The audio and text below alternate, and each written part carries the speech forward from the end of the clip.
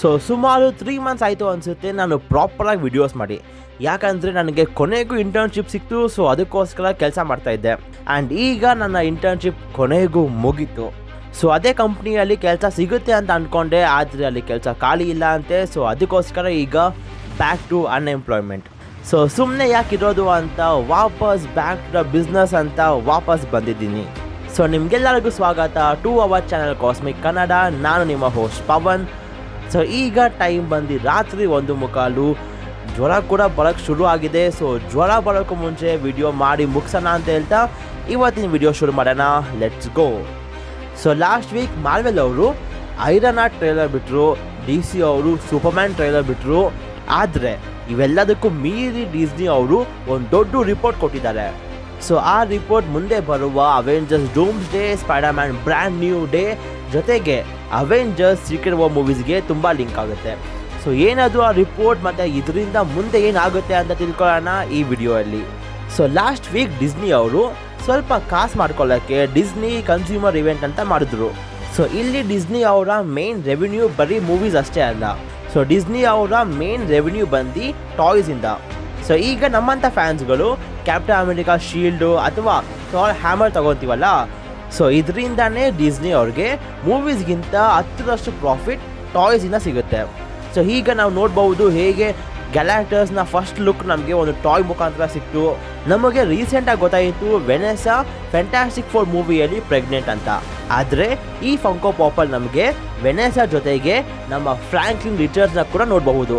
ಈ ಟಾಯ್ ಮುಖಾಂತರ ನಮಗೆ ಗೊತ್ತಾಗತ್ತೆ ಈ ಮೂವಿಯಲ್ಲಿ ನಮ್ಮ ಫ್ರಾಂಕ್ಲಿನ್ ರಿಚರ್ಡ್ಸ್ ಒಂದು ಮಗು ಆಗಿರಲ್ಲ, ಒಂದು ಚಿಕ್ಕ ಹುಡುಗ ಆಗಿರ್ತಾನೆ ಅಂತ.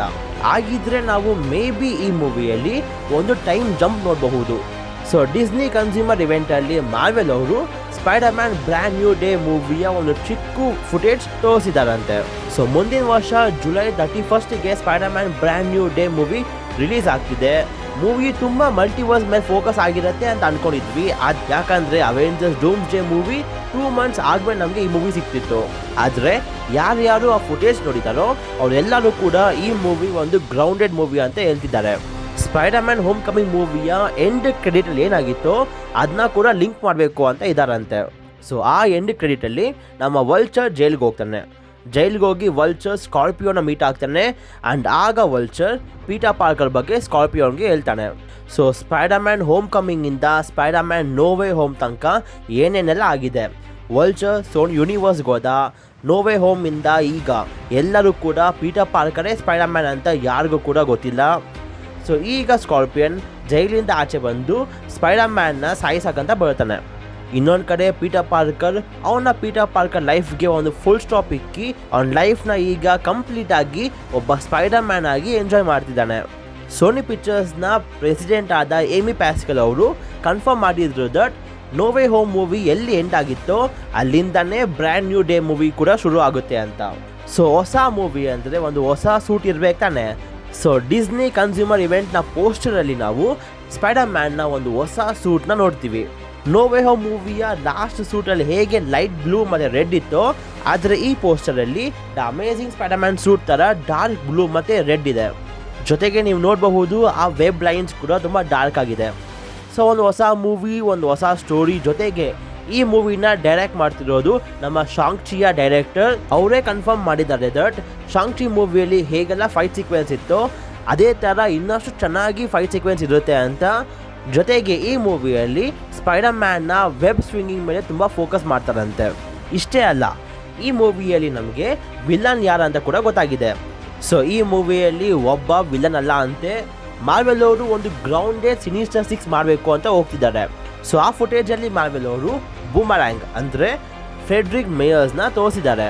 ಸೊ ಕಾಮಿಕ್ಸಲ್ಲಿ ಬೂಮರ್ಯಾಂಗ್ನ ಪವರ್ಸ್ ತುಂಬ ಗ್ರೌಂಡೆಡ್ ಪವರ್ಸ್ ಅಂತ, ಏನು ಸೀರಿಯಸ್ ಪವರ್ ಇಲ್ಲ. ಕಾಮಿಕ್ಸಲ್ಲಿ ಇವನು ಕಿಂಗ್ ಪಿನ್ನ ಇಂಪ್ರೆಸ್ ಮಾಡೋಕ್ಕೆ ಸ್ಪೈಡರ್ಮ್ಯಾನ್ ಮೇಲೆ ಫೈಟ್ ಆಡಿ ಸೋಲ್ತಾನೆ. ಮುಂದೆ ಐರನ್ ಮ್ಯಾನ್ 3 ಮೂವಿಯ ವಿಲನ್ ಆದ ಜಸ್ಟಿನ್ ಹ್ಯಾಮರ್ ಇವನ್ನ ಕರ್ಕೊಂಡು ಇವನಿಗೆ ಒಂದು ಹೊಸ ಸೂಟ್ನ ಕೊಡ್ತಾನೆ ಫುಲ್ ಅಪ್ಡೇಟ್ ಮಾಡಿ. ಸೊ ಇದೇನಾದರೂ ನಿಜ ಆದರೆ ಈ ಮೂವಿಯಲ್ಲಿ ನಾವು ಐರನ್ ಮ್ಯಾನ್ 3 ಮೂವಿಯ ವಿಲನ್ ಆದ ಜಸ್ಟಿನ್ ಹ್ಯಾಮರ್ನ ಕೂಡ ನೋಡಬಹುದು. ಮುಂದಿನ ವಿಲನ್ ಬಂದು ನಮ್ಮ ಟೂಮ್ ಸ್ಟೋನ್. ಯಾರೆಲ್ಲ ಫ್ರೆಂಡ್ಲಿ ನೈಬರ್ಹುಡ್ ಸ್ಪೈಡರ್ಮ್ಯಾನ್ ನೋಡಿದ್ದೀರೋ ನಿಮ್ಗೆಲ್ಲರಿಗೂ ಗೊತ್ತಿರುತ್ತೆ ಯಾರು ಟೂಮ್ ಸ್ಟೋನ್ ಅಂತ. ಟೂಮ್ ಸ್ಟೋನ್ ಕೂಡ ಒಬ್ಬ ಗ್ರೌಂಡೆಡ್ ವಿಲನ್ ಆಗಿರ್ತಾನೆ. ಒಂಥರ ಮಾಫಿಯಾ ಗ್ಯಾಂಗ್ಸ್ಟರ್ಸ್ ಥರ. ಜೊತೆಗೆ ಸ್ಪೈಡರ್ ಮ್ಯಾನ್ ಹೋಮ್ ಕಮಿಂಗ್ ಮೂವಿಯಿಂದ ಕನೆಕ್ಟ್ ಆಗ್ತಿರುವ ಸ್ಕಾರ್ಪಿಯೋ ಕೂಡ ನೋಡಬಹುದು. ಇವನ್ನೆಲ್ಲಾನು ಬಿಟ್ಟು ಇನ್ನೊಬ್ಬ ದೊಡ್ಡ ವಿಲನ್ ಇದ್ದಾನೆ ಆ್ಯಂಡ್ ರೂಮರ್ಸ್ ಪ್ರಕಾರ ಇವನೇ ಈ ಮೂವಿಯ ಮೇನ್ ವಿಲನ್ ಕೂಡ ಆಗಬಹುದು ಅಂತೆ. ಆ್ಯಂಡ್ ಅವನು ಬೇರೆ ಯಾರು ಅಲ್ಲ, ನಮ್ಮ ಮಾರ್ಟಿನ್ ಲೀ, ಅಂದರೆ ಮಿಸ್ಟರ್ ನೆಗೆಟಿವ್. ಮಾರ್ಟಿನ್ ಲೀ ಒಂಥರ ನಮ್ಮ ಕಿಂಗ್ ಪಿನ್ ಥರನೇ, ಆಚೆಯಿಂದ ತುಂಬ ಒಳ್ಳೆಯವನು, ಆದರೆ ಅವನ ಬಾಡಿ ಒಳಗೇನೆ ಡಾರ್ಕ್ ಫೋರ್ಸ್ ಪವರ್ ಇರುತ್ತೆ. ಸೊ ಕಾಮಿಕ್ಸಲ್ಲಿ ಸ್ಪೈಡರ್ ಮ್ಯಾನ್ನ one of the best villains ಅನ್ಬಹುದು ಮಿಸ್ಟರ್ ನೆಗೆಟಿವ್ನ. ಸೊ ಈಗ ನಮಗೆ ಗೊತ್ತಿರೋ ಹಾಗೆ ಈ ಮೂವಿಯ ವಿಲನ್ಸ್ ಬಂದು ಬೂಮರ್ಯಾಂಗ್, ಟೂಮ್ ಸ್ಟೋನ್, ಸ್ಕಾರ್ಪಿಯೋ ಮತ್ತು Mister Negative.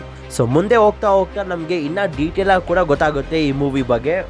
So may be ನನಗನ್ಸೋ ಪ್ರಕಾರ ಇವರೆಲ್ಲ ವಿಲನ್ಸ್ ಕೂಡ ಮೂವಿಯ ಫಸ್ಟ್ ಹಾಫ್ ಅಥವಾ ಮೂವಿಯ ಕ್ಲೈಮ್ಯಾಕ್ಸ್ ತನಕ ಇರಬಹುದು. ಅದಾದಮೇಲೆ ಮೂವಿ ಸ್ವಲ್ಪ ಲೈಟಾಗಿ ಮಲ್ಟಿವರ್ಸ್ ಕಡೆಗೆ ತಿರುಗಬಹುದು.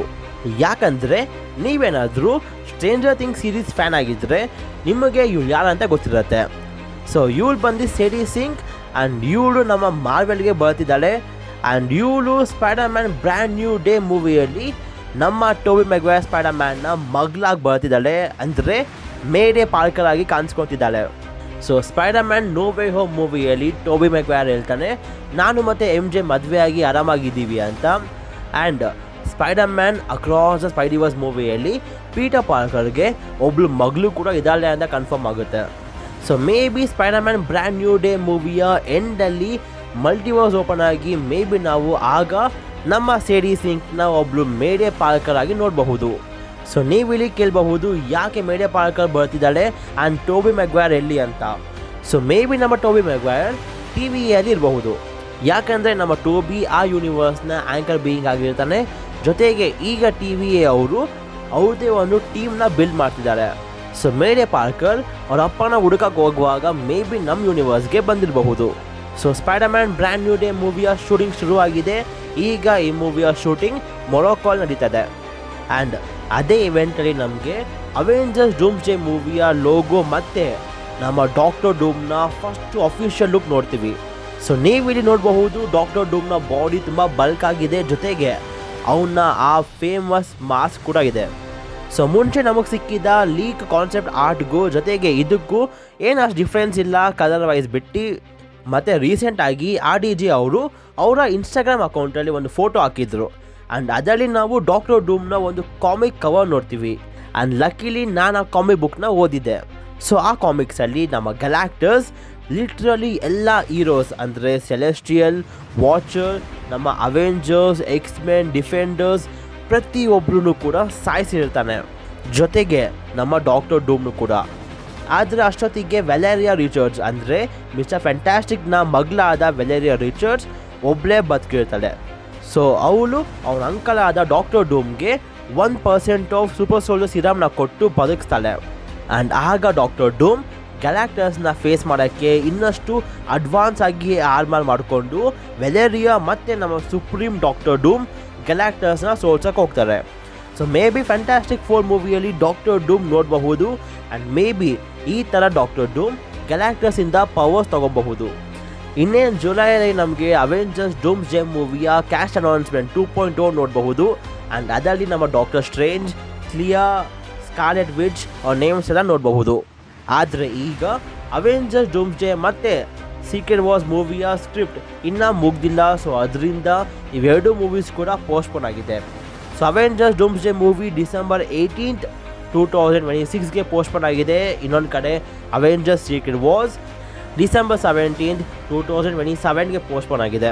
ರೂಸೋ ಬ್ರದರ್ಸ್ ಅವರು ಅವೆಂಜರ್ಸ್ ಡೂಮ್ಸ್ ಡೇ ಮೂವಿಯ ಶೂಟಿಂಗ್ ಶುರು ಮಾಡಿದ್ದಾರೆ. ಜೊತೆಗೆ ಇನ್ನೊಂದು ಕಡೆ ಈ ಮೂವಿಯ ಸ್ಕ್ರಿಪ್ಟ್ ಕೂಡ ರೀರೈಟ್ ಮಾಡ್ತಿದ್ದಾರೆ. ಸೊ ಅವೆಂಜರ್ಸ್ ಡೂಮ್ಸ್ ಡೇ ಮೂವಿಯ ಶೂಟಿಂಗ್ 6 ಮಂತ್ಸ್ ನಡೆಯುತ್ತೆ. ಅದಾದಮೇಲೆ ಪೋಸ್ಟ್ ಪ್ರೊಡಕ್ಷನ್ ಮತ್ತು ರೀಶೂಟ್ಸ್ ಎಲ್ಲ ಕೂಡ ಇರುತ್ತೆ. ಸೊ ಇದರಿಂದ ಮೇ ಬಿ ಮೂವಿ ಡಿಲೇ ಆಗಿರಬಹುದು. ಆ್ಯಂಡ್ ಆ ಗ್ಯಾಪಲ್ಲಿ ನಮಗೆ ಮೇ ಬಿ ಒಂದು ಡಿಸ್ನಿ ಪ್ಲಸ್ ಶೋ ಅಥವಾ ಇನ್ನೊಂದು ಮೂವಿ ಕೂಡ ಬರಬಹುದು. ಸೊ ಇದ್ರ ಬಗ್ಗೆ ಇನ್ನೂ ಡೀಟೇಲಾಗಿ ಮಾತಾಡೋಣ ನೆಕ್ಸ್ಟ್ ವಿಡಿಯೋಯಲ್ಲಿ. ಸೊ ಇವತ್ತಿಗಿಷ್ಟೇ. ಸೊ ನಿಮ್ಗೆ ಈ ವಿಡಿಯೋ ಇಷ್ಟ ಆಗಿದ್ದರೆ ಲೈಕ್ ಮಾಡಿ, ಶೇರ್ ಮಾಡಿ, and subscribe to Cosmic Kannada. And until next video, love you 3000.